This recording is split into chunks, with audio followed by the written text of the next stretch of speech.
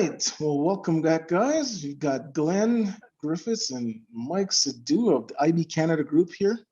And we're going to have a little chat about fractional reserve banking today. How you doing, Mike? I am so nerding out on this conversation. And that's why I'm asking you the questions. No, Mike's not kidding. Mike is good at this stuff, and Mike loves getting into it. Please do not think any less of me for talking about economics and history. And yeah, this is actually a huge topic that was a massive learning curve for me about 5 or 6 years ago, Glenn. You can tell you delved right into it and you soaked it up, and you can just tell when you're explaining this stuff just how passionate you are about it. Yeah, and for passionate or really PO'd. I was a banker for basically 19 years and a mortgage lender for many of those years, bank management for some of those years. And when I first heard about fractional reserve lending, it was about after I left the financial institution that I was with.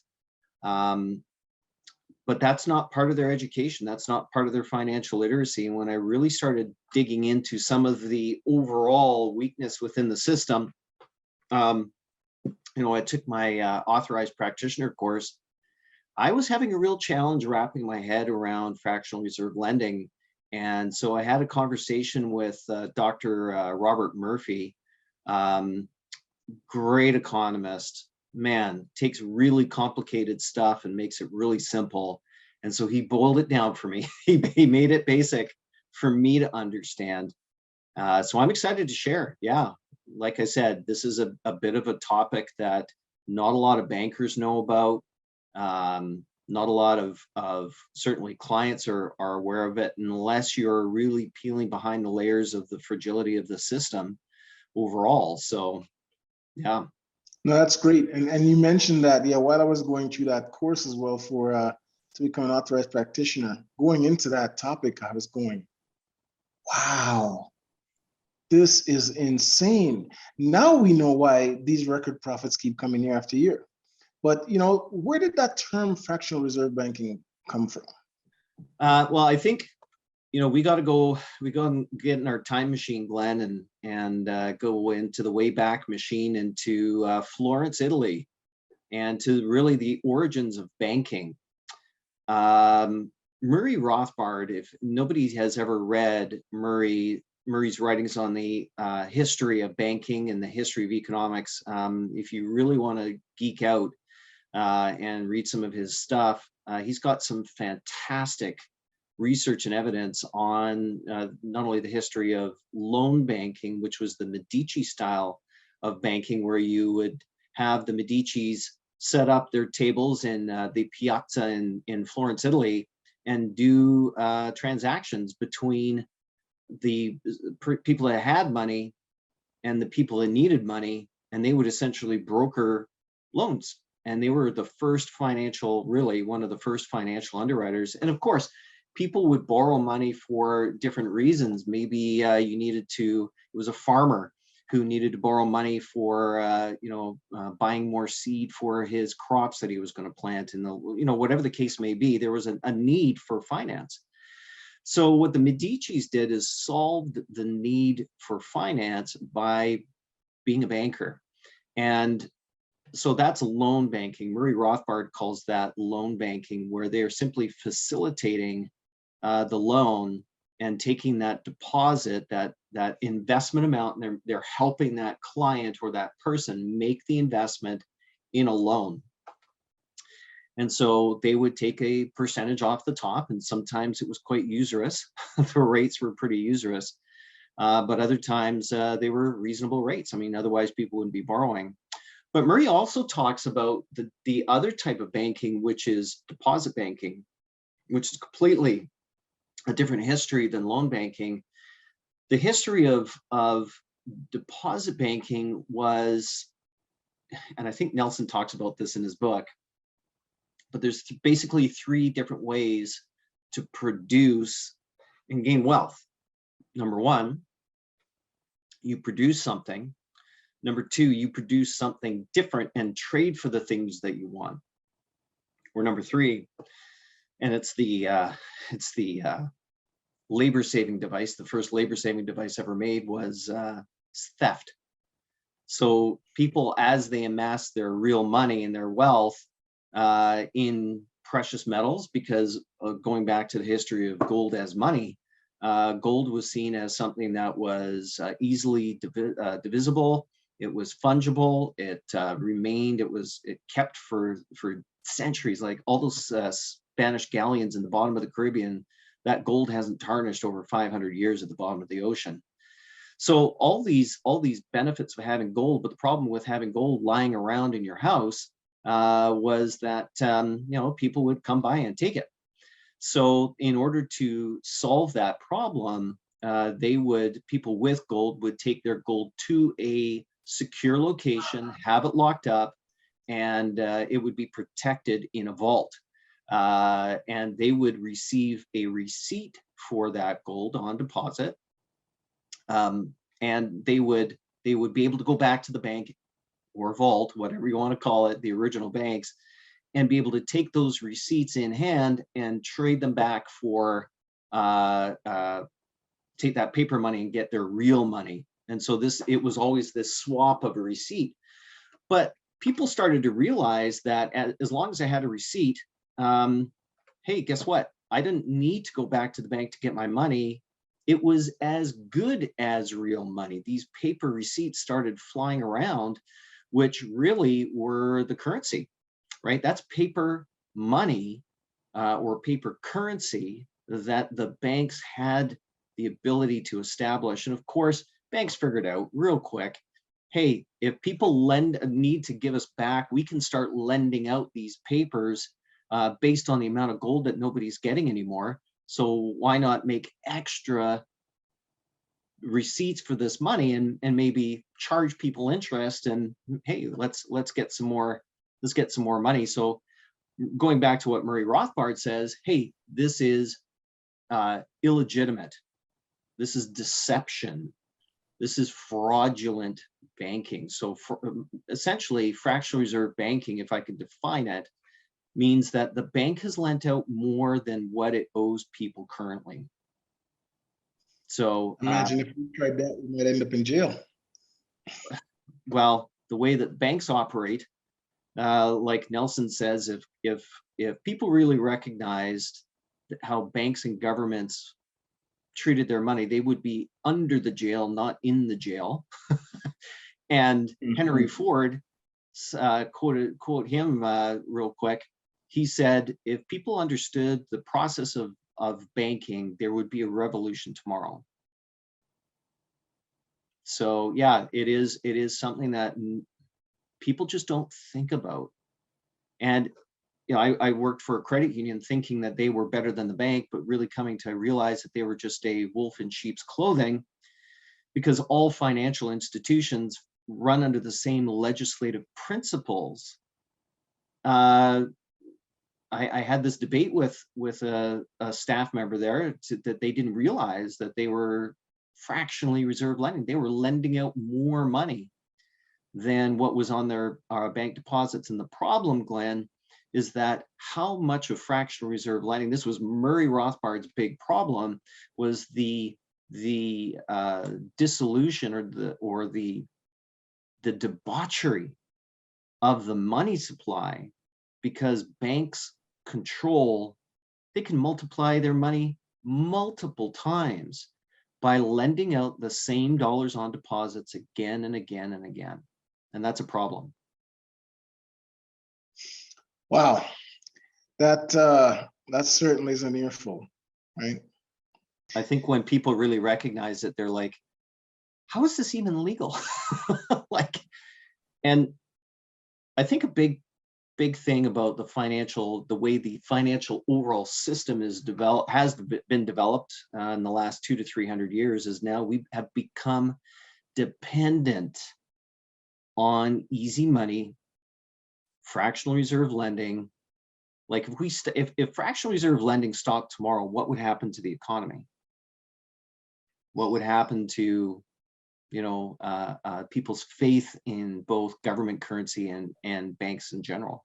That would be some drastic moves in our economy, right? So, I mean, when you mentioned that these banks can do that and lend out, so much more multiples than what they have. Do you have any examples of stuff like that? Well, yeah, I do. I'm just going to share my screen maybe real quick, and I've got a PowerPoint or a few slides that may help people understand what fractional reserve lending is and really how this works. So I'll just go ahead and share this and really talk about some of this stuff. So there's our pretty pictures. But let's just dive into this. This is RBC, and it's not their obviously complete consolidated financial statements. It's not their full financial report. That's 288 pages, which is really difficult to share on a screen. But I want to kind of pick out a couple of points out of that and kind of bring it to light. So you'll see here that there's three different types. This is the deposits listed as millions of Canadian dollars. So that number here is 510 billion. Okay, so demand deposits are things like your checking accounts, your savings accounts, basically any different type of checking or savings account. There's banks that have deposits with Royal Bank. There's governments and businesses that have deposits at Royal Bank, and there's people just in their regular checking and savings. There's $182 billion on deposit and checking and savings accounts at the Royal Bank. And you can multiply this by the big five and all the credit unions and all that in order to get your total deposits. Notice deposits are slightly different. They are demand deposits that are maybe temporarily locked in, and you need notice to withdraw. So the client wants to come in and withdraw some of those monies. Well, they have to give the Royal Bank notice on that. And term deposits are time deposits. So total of $421 billion in deposits in this example, which is 1 to 5 year, maybe even if they've got longer than 5 year term deposits. I know we used to have a 7-year term deposit, but let's just say, for example, that these are just 1 to 5 year terms. You lock it in, and I want to very clearly establish that this term deposit is the Medici style of banking. So the banks collect this money and need other people's money in order to lend that money out. Okay, and we're going to get into how much money they've lent out on that. But what Dr. Murphy really explained to me is that the difference between lending out your checking and savings and maybe even your RSP, because RSP cash balances are in that demand part, that is this total amount between the 510 billion and some of the 79 billion is what the deposit bankers have lent out, and we'll be able to show that. Now they need to keep 10% back. They can't lend out everything, but if you think about it, as you expand the money supply from lending out more and more money, what happens is that more and more deposits come on. And then as you have more deposits, those deposits get lent out and those deposits get lent out and so on. So as an example, we've got the average Canadian. Now I've got JP Morgan there in the middle. But if they are depositing at, say, if they're lucky getting 1% today and they're lending it out at maybe 2-3%, I think the 5-year fixed rate mortgages right now are at about 2.99 for a 5-year fixed with Royal Bank. But let's just say that there's a lot of people in variable rate mortgages, and you've got higher rate mortgages with commercial loans and car loans and all that sort of stuff. But let's just say, for example, that their deposit rates, the cost of those funds are 1%, and they are lending it out at 2%. Well, of course, there's going to be a real rate of return, which is 100%. And that's the difference between 1% and 2%, right? It's most people think it's 1%, but no, it's 100%. I was just going to say that. I was going to say that the tempting thing is to look at that and say, hey, that's a 1% return, but it's a 1% difference. But you're right, that's 100% return, and that's on one lender. Correct. Correct. Right? Borrower, I should say. So wow. Yeah, and one institution. So multiply this right across the system, and this is why people are like, well, I don't understand with the compression of rates and the spread on rates between what they're lending out and what they're paying out. Well, guess what? It's volume. The more they lend out, the more they get to multiply this. So imagine now you've got this depositor and he's taking that loan at 2%. Now that guy with the loan, he's going to maybe buy a motorcycle or buy a car or do something. And now whoever's selling him that thing is going to have that. And they become this guy. Right? Now they become the depositor and they go to their bank. Maybe it's TD or BMO or whoever. And they deposit at 1% or less. You know, if it's in a checking account, I don't know if anybody's looked at what their annual interest rate is that they're earning on a checking account, but regardless. And this is the problem, is that when you're putting it into a checking or savings account, you're getting paid 0.1%. So the profit margin is now multiplied. And the question that most people have is, well, how do they lend out when they still owe that to me? And this is the problem. The fractional reserve lending, they're betting that you will not take out all your money at once. And this is why the Bank of Canada, the US Federal Reserve, part of their job in the overall environment, financial environment or economic environment, is to be the lender of last resort to banks. So banks have to keep 10% of their money in what's called a reserve. Okay. In Canada, we call it liquidity requirements. In the US, they call it a reserve requirement. But it's all based on the legislation or the regulations that are international, based on the Basel III regulations that were reset in 2009 or 10 after the financial crisis. So, you know, all the international banking guidelines are the same. So people say, oh, well, our banks are better. Really? Can you explain that? Or is that just a belief system that you have?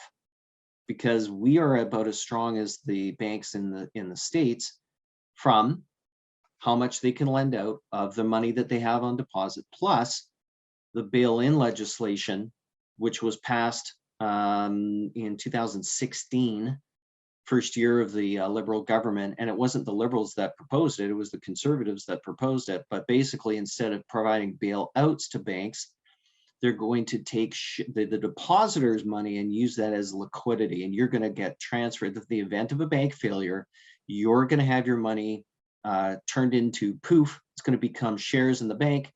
And you no longer have that money. You can redeem it maybe, but who's buying shares of a bank that's who's buying shares of a bank that's gone bankrupt? So they're going to capitalize on your deposits. Problem number 3 is that the Canadian Deposit Insurance Corporation, CDIC, who insures more than $850 billion of Canadian bank deposits, only has about $5 billion in cash. That if a major bank went under, as unlikely as this a scenario that may be, if they go under, there's no money. They have an additional $15 billion of special drawing rights against the government, but that's only $20 billion. And if we have a major catastrophe, which again, as unlikely as that scenario may be, Canadian depositors are going to feel pretty short-changed, I think, based on the first $100,000 that they have on deposit in their accounts. So now let's fast forward here, and now let's relook at the ability to lend out on that. You see here that there's $510 billion plus this 80 in short-term deposits, $421 billion in term deposits, and so the total deposits is about $1 trillion, and there's about $1 trillion listed in all these amounts here that the Royal Bank has invested in. Now, I'm not even going to cover the derivatives that they own and the other securities that they have.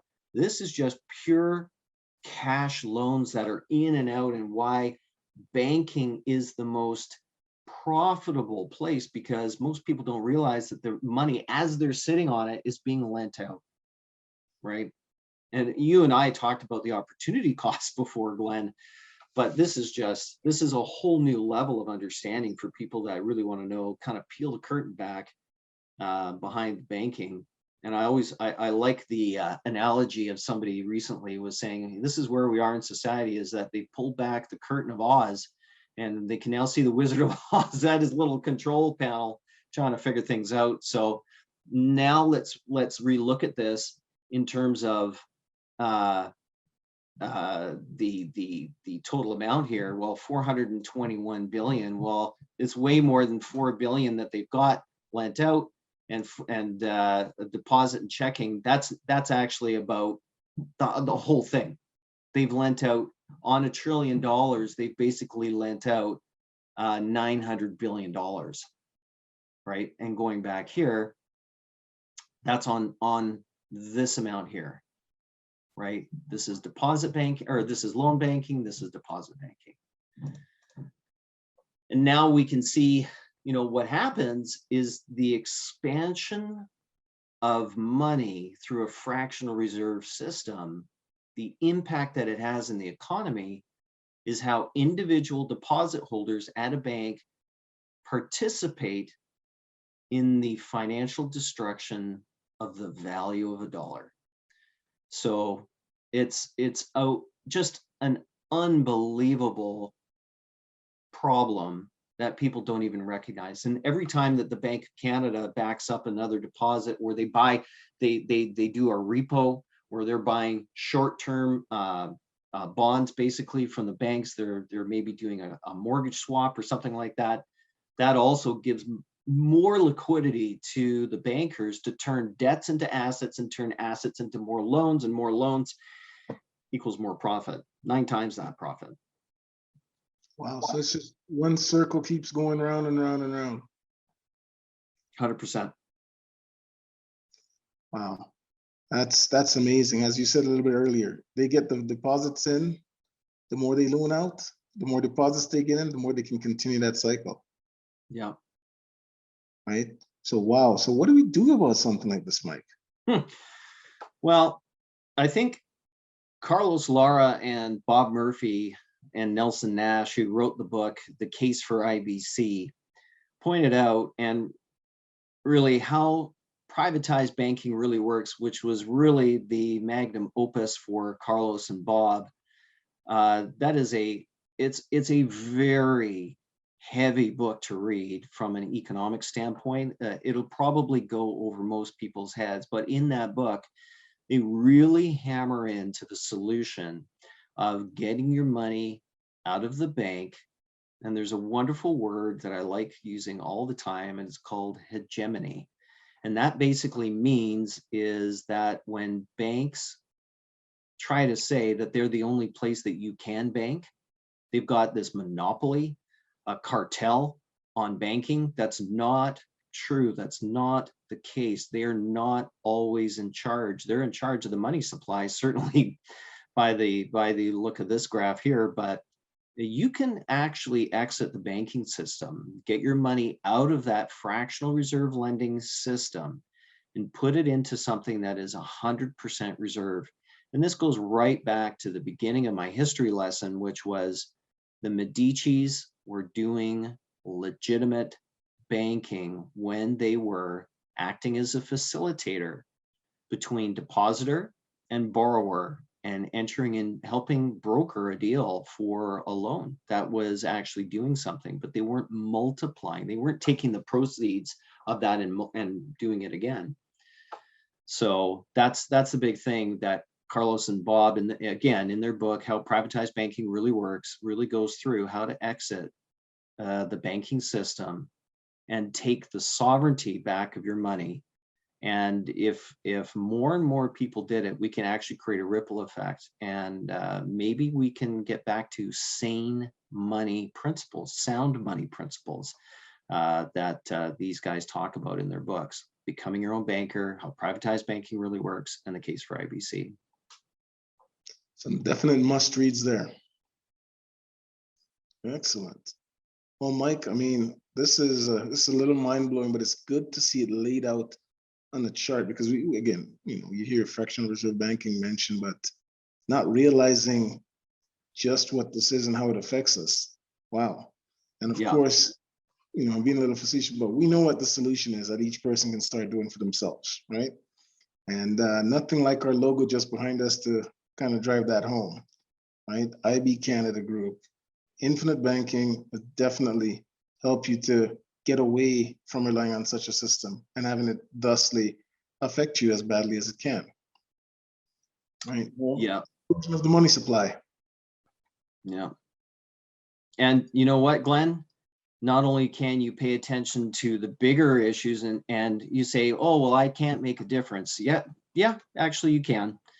You can make a difference in your own life.